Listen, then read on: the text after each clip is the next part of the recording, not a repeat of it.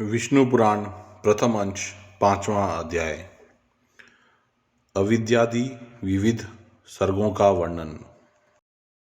श्री मैत्रेय जी बोले, हे द्विजराज, सर्ग के आदि में भगवान ब्रह्मा जी ने पृथ्वी की, आकाश और जल आदि में रहने वाले देव, ऋषि, पितृगण, दानव, मनुष्य, तिर्यक और वृक्षादि को जिस प्रकार रचा तथा जैसे गुण स्वभाव और रूप वाले जगत की रचना की, वह सब आप मुझसे कहिए। श्री पराशर जी बोले, हे मैत्रेय, भगवान विभु ने जिस प्रकार इस सर्ग की रचना की वह मैं तुमसे कहता हूँ, सावधान होकर सुनो। सर्ग के आदि में ब्रह्मा जी के पूर्ववत सृष्टि का चिंतन करने पर पहले अबुद्धिपूर्वक अर्थात पहले पहल असावधानी हो जाने से तमोगुणी सृष्टि का अविभार्य हुआ। उस महात्मा से प्रथम तम अज्ञान, मोह, महामोह, भोगेच्छा, तामिस्र, क्रोध और अंधतामिस्र, अभिनिवेश नामक पंचपर्वा 5 प्रकार की अविद्या उत्पन्न हुई।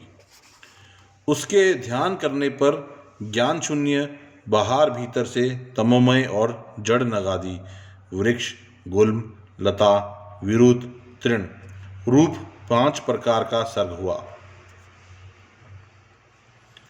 नगादि को मुख्य कहा गया है, इसलिए यह सर्ग भी मुख्य सर्ग कहलाता है। उस सृष्टि को पुरुषार्थ की असाधिका देखकर उन्होंने फिर अन्य सर्ग के लिए ध्यान किया तो तिर्यक स्त्रोत सृष्टि उत्पन्न हुई। यह सर्ग तिरछा चलने वाला है, इसलिए तिर्यक स्त्रोत कहलाता है। ये पशु पक्षी आदि नाम से प्रसिद्ध है और प्राय तमोमय, अज्ञानी, विवेक रहित, अनुचित मार्ग का अवलंबन करने वाले और विपरीत ज्ञान को ही यथार्थ ज्ञान मानने वाले होते हैं। ये सब अहंकारी, अभिमानी, 28 वधों से युक्त, आंतरिक सुख आदि को ही पूर्णतया समझने वाले और परस्पर एक दूसरे की प्रवृत्ति को ना जानने वाले होते हैं। उस सर्ग को भी पुरुषार्थ का असाधक समझ पुनः चिंतन करने पर एक और सर्ग हुआ। वह ऊर्ध्व स्त्रोत नामक तीसरा सात्विक सर्ग ऊपर के लोकों में रहने लगा। वे उदर्व स्त्रोत सृष्टि में उत्पन्न हुए प्राणी विषय, सुख के प्रेमी, ब्राह्या और आंतरिक दृष्टि संपन्न तथा ब्राह्या और आंतरिक ज्ञान युक्त थे। यह तीसरा देवसर्ग कहलाता है। इस सर्ग के प्रादुर्भूत होने से संतुष्टिचित ब्रह्मा जी को अति प्रसन्नता हुई। फिर इन मुख्य सर्ग आदि तीनों प्रकार की सृष्टियों में उत्पन्न हुए प्राणियों को पुरुषार्थ का असाधक जान उन्होंने एक और उत्तम साधक सर्ग के लिए चिंतन किया। उन सत्य संकल्प ब्रह्मा जी के उस प्रकार चिंतन करने पर अव्यक्त प्रकृति से पुरुषार्थ का साधक अर्वाक स्त्रोत नामक सर्ग प्रकट हुआ। इस सर्ग के प्राणी नीचे पृथ्वी पर रहते हैं, इसलिए वे अर्वाक स्त्रोत कहलाते हैं।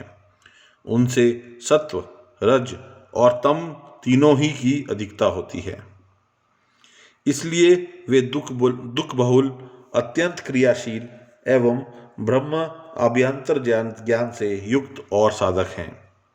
इस सर्ग के प्राणी मनुष्य हैं। हे मुनिश्रेष्ठ, इस प्रकार अब तक तुमसे 6 सर्ग कहे, उनमें महतत्व को ब्रह्मा का पहला सर्ग जानना चाहिए। दूसरा सर्ग तन्मांतराओं का है, जिसे भूत सर्ग भी कहते हैं, और तीसरा वैकारिक सर्ग है, जो इंद्रिय संबंधित कहलाता है। इस प्रकार बुद्धिपूर्वक उत्पन्न हुआ यह प्राकृत सर्ग हुआ। चौथा मुख्य सर्ग है।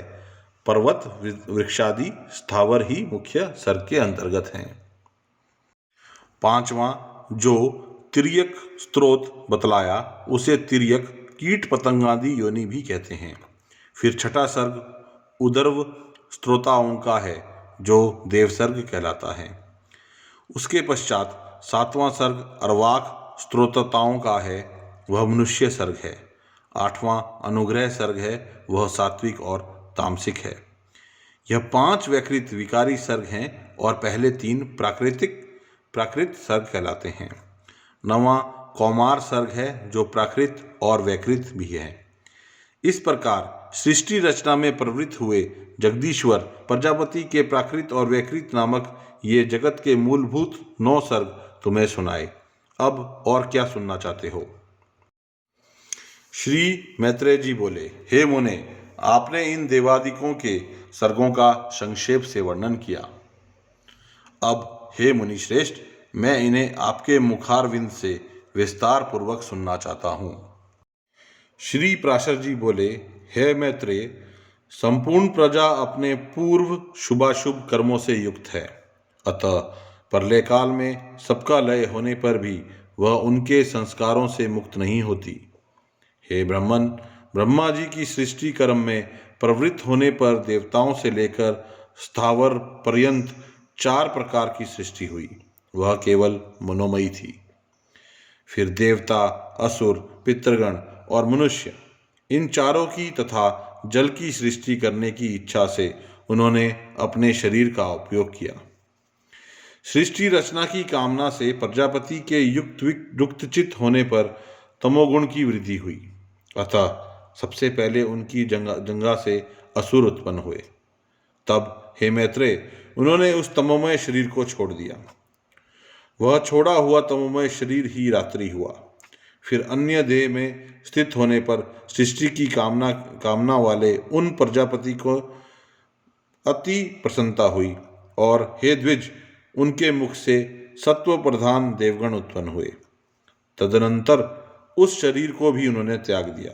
वह त्यागा हुआ शरीर ही सत्व स्वरूप दिन हुआ। इसलिए रात्रि में असुर बलवान होते हैं और दिन में देवगणों का बल विशेष होता है। फिर उन्होंने आंशिक सत्व में अन्य शरीर ग्रहण किया और अपने को पितृवत मानते हुए पितृगण की रचना की। पितृगण की रचना कर उन्होंने उस शरीर को भी छोड़ दिया। वह त्यागा हुआ शरीर ही दिन और रात्रि के बीच में स्थित संध्या हुआ। तत्पश्चात उन्होंने आंशिक रजोमय अन्य शरीर धारण किया। हे द्विजश्रेष्ठ, उससे रज प्रधान मनुष्य उत्पन्न हुए।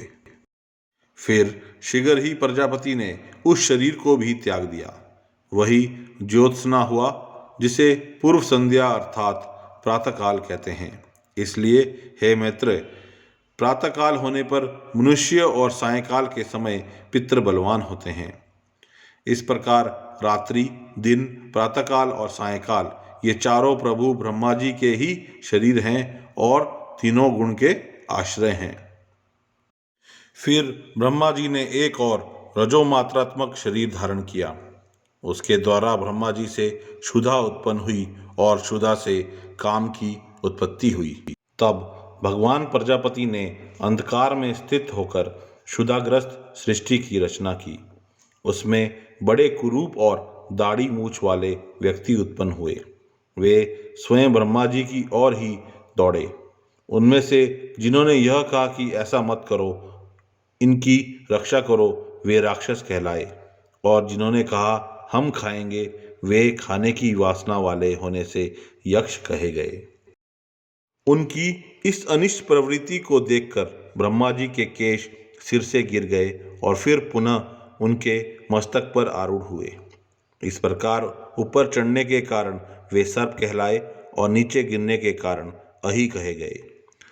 तदनंतर जगत रचयिता ब्रह्मा जी ने क्रोधित होकर क्रोधयुक्त प्राणियों की रचना की। वे कपिश वर्ण के अति उग्र स्वभाव वाले तथा मांसाहारी हुए।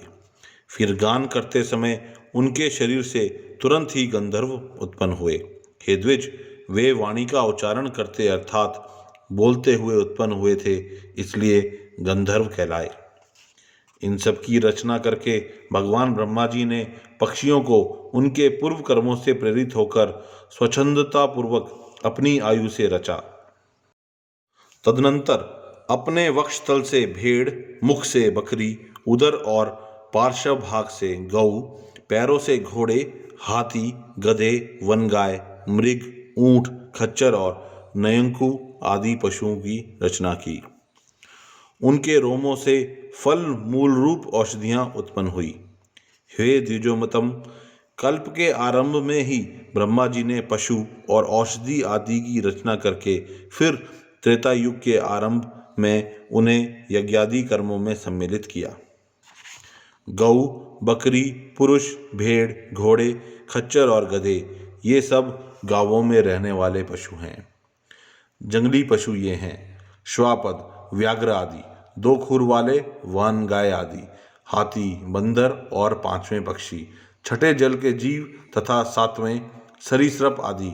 फिर अपने प्रथम मुख से ब्रह्मा जी ने गायत्री, ऋक्, त्रिवृत सोम, रत्नंतर और अग्निष्टोम यज्ञों को निर्मित किया। दक्षिण मुख से यजु, त्रैष्टुपछंद, पंचदश स्तोम, बृहत साम तथा उक्त की रचना की। पश्चिम मुख से साम, जगदीछंद, सप्तदश स्तोम, वैरूप और अतिरात्र को उत्पन्न किया तथा उत्तर मुख से उन्होंने 21 स्तोम, अथर्ववेद, आपतोर्यामाण, अनुष्टुपछंद और वैराज की सृष्टि की। इस प्रकार उनके शरीर से समस्त ऊंच नीच प्राणी उत्पन्न हुए। उन आदिकर्ता प्रजापति भगवान ब्रह्मा जी ने देव, असुर, पितृगण और मनुष्यों की सृष्टि कर तदनंतर कल्प का आरंभ होने पर फिर यक्ष, पिशाच, गंधर्व, अप्सरागण, मनुष्य, किन्नर, राक्षस, पशु, पक्षी, मृग और सर्प आदि संपूर्ण नित्य एवं अनित्य स्थावर जंगम जगत की रचना की। उनमें से जिनके जैसे जैसे कर्म पूर्व कल्पों में थे, पुनः पुनः सृष्टि होने पर उनकी उन्हीं में फिर प्रवृत्ति हो जाती है। उस समय हिंसा, अहिंसा, मृदुता, कठोरता, धर्म, अधर्म, सत्य, मिथ्या ये सब अपनी पूर्व भावना के अनुसार उन्हें प्राप्त हो जाते हैं। इसी से ये उन्हें अच्छे लगने लगते हैं। इस प्रकार प्रभु विधाता ने ही स्वयं इंद्रियों के विषय, भूत और शरीर आदि में विभिन्नता और व्यवहार को उत्पन्न किया है। उन्हीं के कल्प के आरंभ में देवता आदि प्राणियों के वेदानुसार नाम और रूप तथा कार्य विभाग को निश्चित किया है। ऋषियों तथा अन्य प्राणियों के भी वेदानुकूल नाम और यथायोग्य कर्मों को उन्हीं ने निर्दिष्ट किया है। जिस प्रकार भिन्न भिन्न ऋतुओं के पुनः पुनः आने पर उनके चिन्ह और नाम रूप आदि पूर्ववत रहते हैं, उसी प्रकार युगादि में भी उनके पूर्व भाव ही देखे जाते हैं। शीर्षा शक्ति सृष्टि रचना की इच्छारूप शक्ति से युक्त वे ब्रह्मा जी सृज्य शक्ति सृष्टि के प्रारंभ की प्रेरणा से कल्पों के आरंभ में बारंबार इसी प्रकार सृष्टि की रचना किया करते हैं।